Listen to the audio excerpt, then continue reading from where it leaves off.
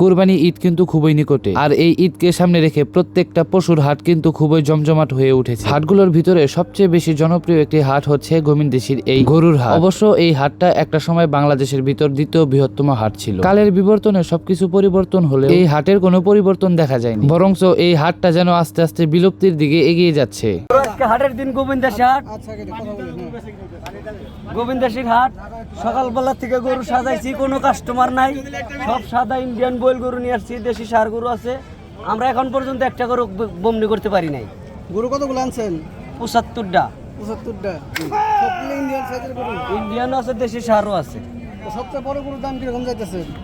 সবচেয়ে বড় গরুর দাম চাইতেছি ১৪ লাখ একটা। ১৪ লাখ। কোন সাইজের গরু দেখা যাবে এটা? ওই যে সাইকেলটা এই বাজারে সেরা গরু, সারা বাংলাদেশের মধ্যে এটা সেরা গরু। ১৪ লক্ষ টাকা দাম চাইতেছি। এটা কি পরিমাণ ওজন হবে? 18 মণ। 18 মণ। দাম কিরকম হইতেছে? 7 লাখ 8 লাখ। 7 লাখ 8 লাখ। এটা অনেক দাম কম বেশি হয়েছে এখনো। দাম কয় না, কেতা নাই।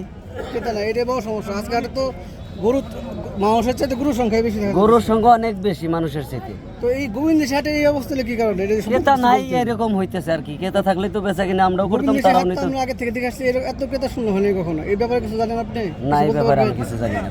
আচ্ছা, আজকের হাটে মানুষের থেকে যেন পশুর সংখ্যাই বেশি ছিল। আশা রাখা যায় ইনশাল্লাহ সামনের হাটে ভালো মানের বেচা কেনা হবে। তবে তারই মাঝে দেখা মিলে সোশ্যাল মিডিয়ায় ভাইরাল হওয়া ডোনাল্ড ট্রাম্পের প্রতিবেশীদের সাথে তাদের দাম চাওয়া হচ্ছিল ৩-৪ লাখ করে। সামনের হেয়ার স্টাইলটা আসলে অনেকটা ডোনাল্ড ট্রাম্পের মতো। আজকের ভিডিও এইখানে শেষ করছি, ইনশাল্লাহ দেখা হবে পরবর্তী কোনো ভিডিওতে।